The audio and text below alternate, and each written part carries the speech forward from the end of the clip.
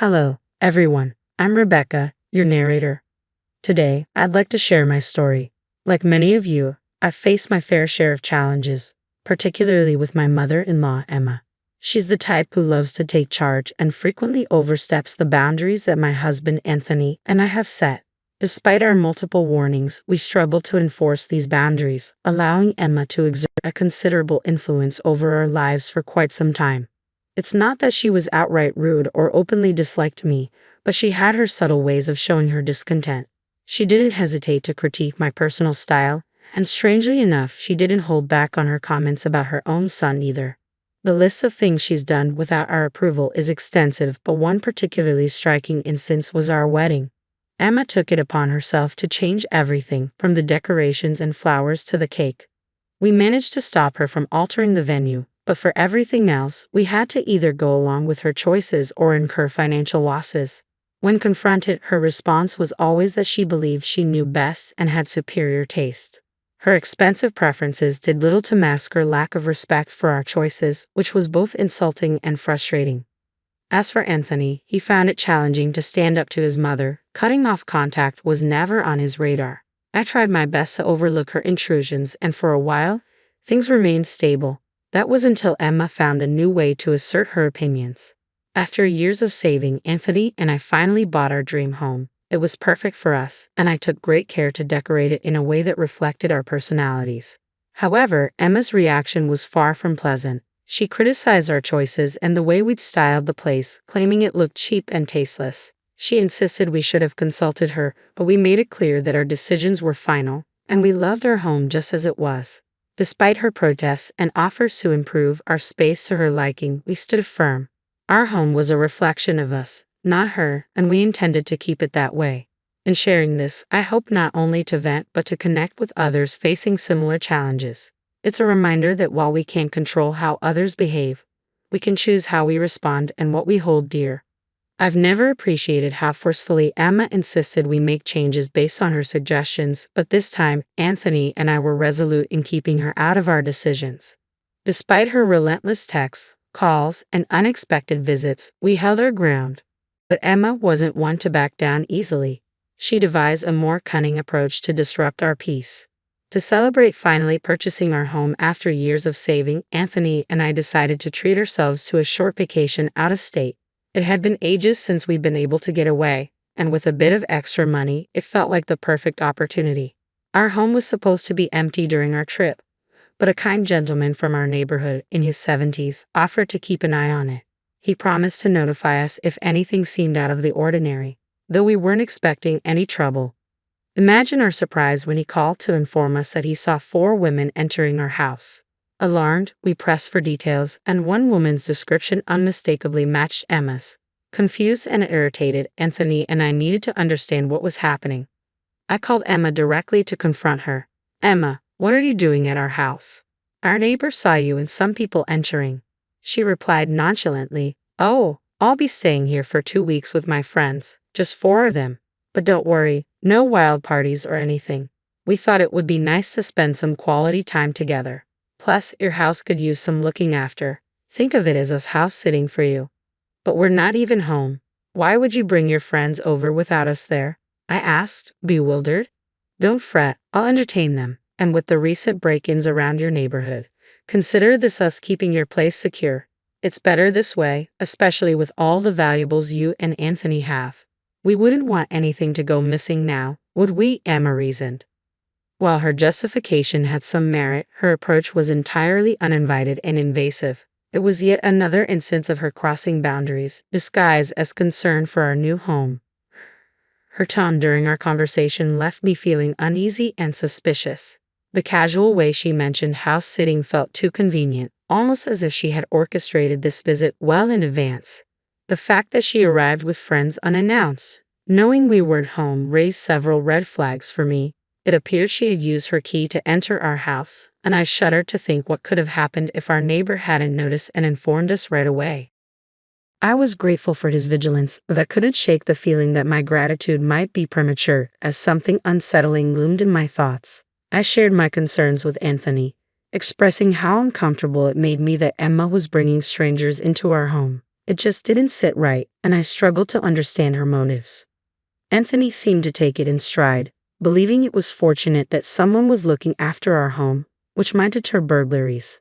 But my worries extended beyond the threat of theft. Emma's history of overstepping boundaries was well documented in our experiences with her, and this felt like another glaring example.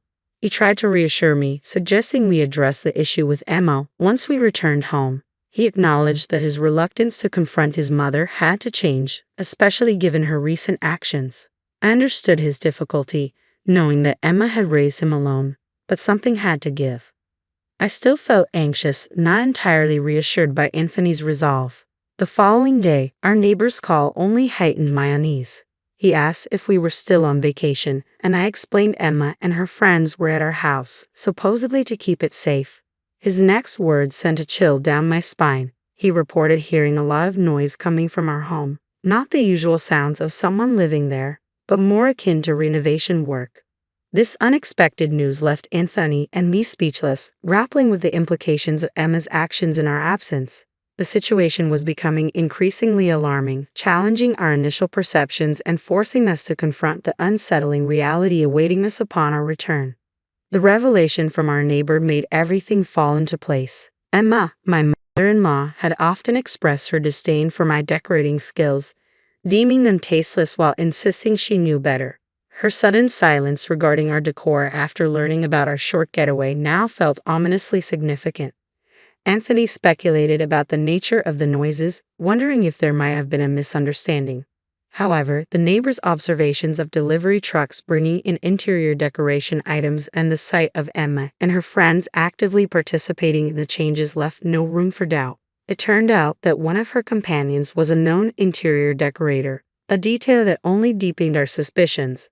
The thought of Emma taking it upon herself to overhaul our home's interior without our consent was heart-wrenching. Both Anthony and I were in a state of disbelief and panic, grappling with the reality of her unwelcome intrusions. We expressed our gratitude to the neighbor for his vigilance and clarified that Emma's actions were unauthorized, underscoring the gravity of the situation. Overwhelmed by frustration and the urgent need to intervene, we knew we had to take action. I declared our vacation officially over. I couldn't enjoy another moment under the weight of this betrayal. Anthony shared my distress, apologizing for his mother's unrestrained actions and baffled by her choice to involve friends in this unwarranted project. Faced with no other option to halt Emma's endeavors before more damage was done, I contemplated involving the authorities. However, the thought of calling the police on Emma felt distressing for Anthony. Ultimately, the urgency of the situation outweighed our reservations. With Anthony's reluctant consent, I contacted the police to request a welfare check, citing the ongoing disturbances reported by our neighbor. Although this decisive action felt drastic, it seemed to be the only viable way to protect our home from further unauthorized alterations. When I called the police, I refrained from disclosing my suspicions but mentioned that my mother-in-law and her friends were staying at our house. Given the recent spike in burglaries, the police took my concerns seriously and conducted a welfare check. The feedback from the officers was nothing short of shocking. They reported that our home was in chaos, with ongoing demolition causing dust and damage everywhere. My carefully selected decorations were either mishandled or missing, a clear testament to their disregard for our belongings. Upon returning home, the reality was as bad as the police had described, if not worse. The images they shared revealed the extent of the havoc wreaked during our absence. Overwhelmed by the scene, I experienced an intense emotional breakdown, feeling inconsolable. Anthony, though deeply injured, managed to maintain his composure enough to engage directly with the police. He made it clear that his mother had massively overstepped by undertaking renovations without our permission, resulting in significant damage. The officers on site sympathized with our plight, acknowledging the financial and emotional toll of her unauthorized alterations. Faced with the choice of pressing charges for property destruction, Anthony and I agreed we wanted to hold Emma accountable for her actions. The police were supportive, offering to initiate the legal process on our behalf and promising to provide further documentation of the damage. In the meantime, we arranged for my sister to watch over the house until we could return. Anthony took charge, determined to ensure his mother faced consequences for her recklessness while I unleashed every curse I could muster in my state of distress. I struggled to find the right words to express my feelings about Emma, but Anthony handled the situation with a level of calm and decisiveness that felt nothing short of heroic. He promptly arranged our return flights, determined to tackle the aftermath of Emma's intrusion as quickly as possible. Our immediate focus shifted to rectifying the chaos she had caused and beginning the arduous process of rebuilding what had been carelessly destroyed. Upon our arrival back in our hometown, we wasted no time and headed straight to the police station to take formal action against Emma's unauthorized renovations. We presented the officers with photographs showcasing our home's original state alongside the devastation she had inflicted. The officers were visibly appalled by the extent of the damage and suggested we pursue legal action for the havoc she had wreaked. My frustration and anger reached a boiling point as I became resolute in ensuring Emma learned a harsh lesson for her actions. Our decision to confront her at the police station where she was being held stemmed from a desire to face her directly and make her understand the gravity of her behavior.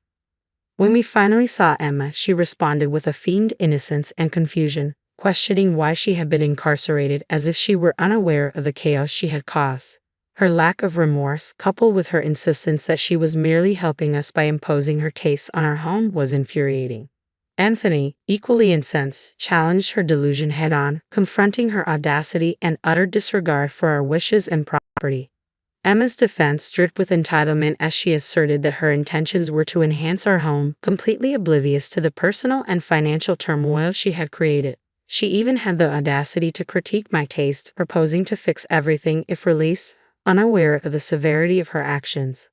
However, our resolve was unyielding. We informed her that she would never be allowed near our home again, and that we were pressing charges for property destruction. It was in that moment that the reality of facing legal consequences seemed to dawn on Emma. Panic set in as she turned to Anthony, carefully trying to portray me as the villain for insisting on accountability and pleading for his intervention. Her desperate plea, however, fell on deaf ears. United in our decision, we were determined to see the legal process through, ensuring that Emma faced the repercussions for her unwarranted intrusion and alterations to our home. Watching her grasp the reality of her situation marked a pivotal moment in our stand against her overbearing and invasive behavior. Anthony unequivocally supported my stance, and as he spoke, I could see Emma's astonishment. "Mom, Rebecca's right," he asserted. "By transforming our home according to your preferences, you've disregarded our boundaries. It's time to face the consequences." After everything that had transpired, this was the final straw. Anthony firmly stated the breach of trust and respect that had occurred. Despite Emma's protests and her attempts to sway him with emotional appeals, he remained resolute. He emphasized the necessity of compensation for the extensive damage she had caused, highlighting the serious financial implications she now faced. When confronted with the reality of her actions and their consequences, Emma broke down. She hadn't anticipated the lawsuit or the significant dent it would make in her savings. Her tears and pleas for mercy were a stark contrast to her previous sense of entitlement. However, her claims of financial hardship did little to sway our decision. "You should have considered the consequences before taking such drastic actions," we countered. Her appeals for leniency, cloaked in claims of good intentions, were dismissed. Anthony and I recognized them for what they were: manipulation tactics. Our resolve remained firm, and despite Emma's tearful apologies and last-minute remorse, the damage to our home and our trust was irreparable. Leaving her at the police station, we returned home, ready to rebuild from the turmoil she had caused. Emma's release on bail and her subsequent uninvited appearance at our home only reinforced our decision. Once again, Anthony firmly delineated our boundaries, insisting on no further contact. Emma's desperate attempts to regain favor only confirmed the necessity of our actions in setting these boundaries and holding her accountable. Determined to protect our home, our peace, and our future from further disruption, we chose to remain in our damaged yet still habitable house. We awaited restitution through legal proceedings, and ultimately, the court ruled in our favor, mandating Emma to compensate us significantly. She narrowly escaped incarceration but was also ordered to cover our legal expenses. The judge expressed his disdain for her actions, reducing Emma to tears once more. However, any sympathy we had felt for her had long since evaporated. She was merely facing the consequences of her choices. Emma's social circle, including the friends she had involved in her scheme, quickly distanced themselves from her, unwilling to be associated with her follies. Following the court's decision, Emma approached us tearfully, appealing for forgiveness and lamenting her financial hardships, which had worsened due to the cessation of the financial support Anthony had provided. For years he had generously given her an allowance, but he decided to halt it in light of her destructive behavior and the legal troubles that followed.